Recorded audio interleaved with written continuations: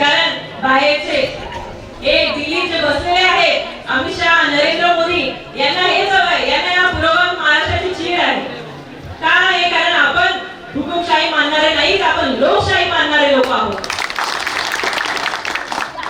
आणि आपल्याला अभिमान आहे या लोकशाहीचा. आणि म्हणून या स्वाभिमानी महाराष्ट्रामध्ये लोकशाही जर टिकवायची असेल तर सर्वांना महाविकास आघाडीच्या पाठीमागे उभं राहावं लागेल.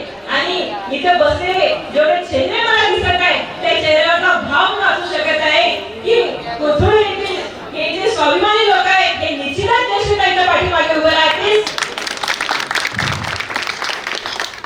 20 तारखेला आपल्या सर्वांना मतदान करायचं आहे. तर देशहिताची निशाणी ही मशाल आहे.